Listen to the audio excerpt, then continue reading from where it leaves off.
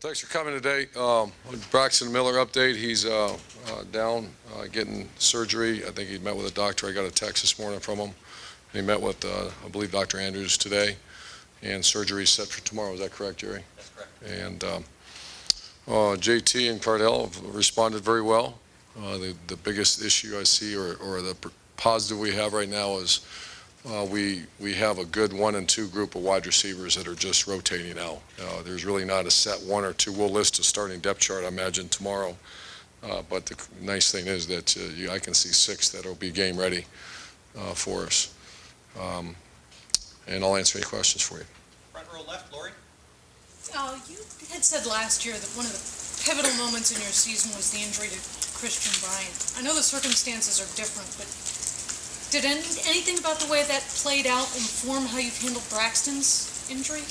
Oh, I think getting younger. The issue was last year, and I expressed that with our staff. I think I probably said it publicly too. Is that you got to get young players ready to play, and sometimes you'll say, well, they don't quite know what they're doing. That's why they call you coach. Get them to know what they're doing, and I'm really fortunate this year, and there's a lot of pressure on our coaches to get guys ready to play. So if you have the talent, not knowing what to do that's not acceptable. So that's the biggest thing I took out of the last year.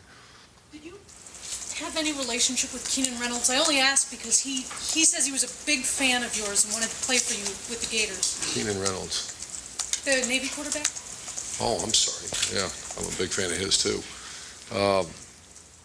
I didn't know him coming out of high school, and I just know that Navy coaches and some people I've talked to think he's the best that they've ever had, which that takes your breath away a little bit. Doug, front row left.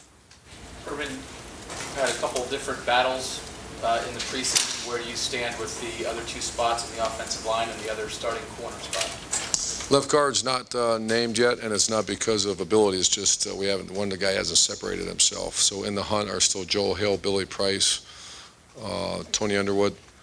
They're still in the hunt. Who is the other position? Center. Center is going to be probably be Jacoby, and Chad Lindsay will. We haven't named a starter with that yet either. So those are the 2. But it's once again, it's still because the battles are going on. The other corner spot. The other corner, it's Eli and Garyon.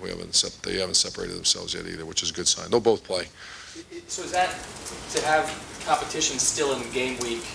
Is that good or is that not good? If they're bad players, you got a problem. If they're really good players and they're just battling, it means they're both going to play, then that's kind of normal this time of year. Like I couldn't tell you the starting receivers either right now. You got Evan and Devin, Evan Spencer, Devin Smith. You got Dontre Wilson, you got Jalen Marshall, you got Mike Thomas, and you got Corey Smith. And all of them could march in, and they all deserve playing time. So it's just a matter of who breaks the huddle the first. Second row middle, Bob. Urban, for as long as you've done this, do you ever does your anxiety level ever change before the first game based on graduation losses or last-second injuries, quarterbacks? Well, it's who you play a little bit, and I have such respect for the United States Naval Academy, and I played them when I was at Notre Dame every year. And then we played Air Force every year. I was at Utah and Colorado State. So it's typical back when Air Force was winning the Commander-in-Chief trophy all the time, like Navy does now. It's just incredible efficiency on offense and that odd 3-4 defense where they're all over the place. So it's with good players, and so there's a little.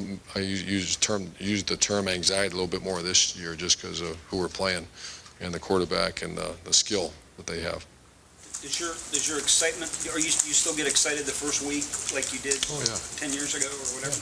Yeah, I get excited. Once again, if you have good players, good team, and I'll fake it sometimes if we don't have a good team. But I can tell you this, I think we got a good team. Back row, Dave. Coach, you mentioned JT and Cardell in the same breath there when he came out. When JT got the job, he was edged past Cardell for the number 2 job. How close is that? And you go into the season as him as your solid number 1 guy? That's pretty close. It was thrust upon us rather quickly because we kind of, in my heart, I thought Braxton would be ready to go. I didn't envision this. And so I thought, man, this is going to be a really close battle for the backup spot. But JT is the starting quarterback, but it's not a big there's not a big separation. Could you see a scenario where Cardell would come in these first couple games if JT's not doing what you'd like to see? Sure. Front row, Dave? Coach, the middle linebacker, is it Curtis Grant's job all the way, or is Raekwon McMillan possibly pushing him for a starting role, or could you just... Yeah, and I'll announce captains here too, that brings that up. Curtis is starting linebacker. The good thing is, once again, I think we've recruited some depth. You're going to see some rotation in this first game, including that position. You're going to see some guys rotate a little bit at the D-line as well, which you need, and then same at the corner spot. But this is Curtis is a starting middle linebacker. We voted captains, and Braxton Miller was a high vote getter, and Jeff Hireman, Michael Bennett, Duran Grant, which was a great success story, his turnaround, and Curtis Grant, which is here's a guy that once again, that's one of the great things about what we do for a living, is to see young people grow up, and boy, has Curtis Grant done a nice job. Front row, Tim? Yeah, Urban, speaking of Jeff Hireman, is he 100%, is he ready to go? Are y'all going to be reluctant to play him? I mean, just where does he stand? Yeah, he's not 100% yet, but we anticipate he'll be ready to go. It's just going to be volume, and that's what we're dealing with right now. And I guess, you've talked about Nick Van Nett before, but how much maturity growth have you seen in him just in the last 6 months? Yeah, and in the last month, he's one of the most improved. He's in the Tommy Shutt category, the Nick Van Nett, Curtis Grant, Duran Grant, those are all just over the top, most improved guys. Nick Van Nett's had as good as camp at tight end as I've seen, which is great for him to see him do that. Todd? Urban, you haven't said a whole lot about how JT's responded. Life's kind of really changed for him, in about 10 days. The last time he played in a football game, he was playing in a high school stadium. Now he's going to start in an NFL stadium here in a couple of days. Just how's he responded mentally to everything? That'd be a good question for Tom Herman. I just watch what I watch and spent some time with him. He's Geithnish, man. He's a calm guy that had a very good practice today, like really good practice today, and very business-like about his approach. He's not someone you have to watch to see their demeanor, because it's the same as it was 2 weeks ago. And we all know what's coming down the barrel at him, but he's handled it very well. Is it hard for you to divide up practice snaps with 1 and 2? Obviously, you want to give him as many snaps with the ones as you can, but like you said earlier, the guy who's number 2 is not real far behind. Well, it hasn't been hard, because they're both, the thing that you have to keep in mind, both of them got every rep, in spring and fall. So we've divided them. JT's getting majority of number 1 reps, but it's not. This has not been thrust upon us. You read these stories like you heard about we coached against Sam Bradford in the title game. What a great player when when something like that happens. When he was getting all the reps, that's the hard thing, and obviously wish him the best. He's a great player. Far left, Matt? Just wondering, with the way Navy runs offense and as effective as they can be, ball control, how does that affect your game plan? Does it affect your offense, how you call it? Yes, it does. I've been working through that, talked to some people who've coached in these situations. As a head coach, I don't believe I've been in this situation facing a team quite like this. So I've talked to a lot of about 2 or 3 of my colleagues that have been in this, and there are some things, game management areas where we're going to adjust a little bit. Far right here, front row, Austin? Urban, when you guys a couple of years ago started looking for a quarterback to recruit and settle on JT as maybe the first, guy signed at Ohio State, what was it that initially struck you about him, made him a guy worth recruiting? Oh, it was, he went to Elite 11, and I remember we talked to some people that were there, and his competitive spirit is something that, and you can see it now, it just kept coming back to us, especially at that position. And one thing nowadays, quarterbacks are committing so early that you're not getting, normally back in the Tebow, Cam Newton, Denard Robinson era, when I was at Florida, they went to your camp, you evaluated them, you watched them, and now it's, kids are, saying, well, I'm going to go here because you haven't offered us yet, and I'm a sophomore. Those are, coaches are put in really, really tough situations. And so JT was a guy that was one of our guys. And then we had those kids wouldn't come to camp or for whatever reason.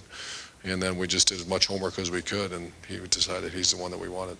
You've spent the last couple of years trying to bring out more vocal leadership in Braxton. JT, is it fair to say he's more natural at that? A little bit, yeah. He's not a loud guy, but a very confident guy, though. Yeah, and he's a lot like our previous quarterback, Kenny. They kind of migrate to him. Far left, Rusty. Urban, is Ezekiel Elliott full go now? He's full go. Could you talk about the pecking order? Yep, that's very odd. Rod and Briante had a great camp. Warren Ball has he had a slight concussion, so he hasn't practiced the last few days. And you have 4 guys, Curtis Samuel, Zeke, Rod Smith, and Briante Dunn have all had, they're very involved in kicking game, which is you can't carry the ball unless you're involved in kicking game, and they're all very involved. Is this a good first step that you're playing on a neutral field rather than playing on somebody's home field? You can kind of, I don't know, it won't be... I'd much rather play right there. No one asked, though. But under the circumstances, will this be a good way for you to kind of gauge how everybody's handling things? Yeah, I think so, and this is where you count on your veterans to, you go on the road for the first time, which is kind of, we haven't done that here. So it's to put it in your terms, it's a great gauge to see what kind of maturity we have on our team and how they handle their business. Final 2. Bill? There were a lot of questions even 10 days ago about this team, then you lose Braxton. How ready do you think this team is for the season? I think we're pretty ready. I like where we're at, especially after today's practice, and I like how they responded to Braxton's injury, so I think we're pretty ready. And final question, Steve? Yeah, 2 things. First of all, Miller being a captain and not able to play in the games, that's a kind of an interesting dynamic. How does that factor with travel squad, and I presume he'll be at every one of your games? Will you have to make an allotment for him, and that's one less guy you can travel, or how does that work? Yeah, I tried that before. They don't let you take. They don't go for that? No, they don't go for that. So he'd be one of the 70 if he can go. He won't be able to go this time because of his, but there'll be times we have to make that decision. And just other thing, JT Barrett, is there a chance that we could talk to him before he makes his first start? No, we're going to let him go play a game and take care of this. Thanks, guys.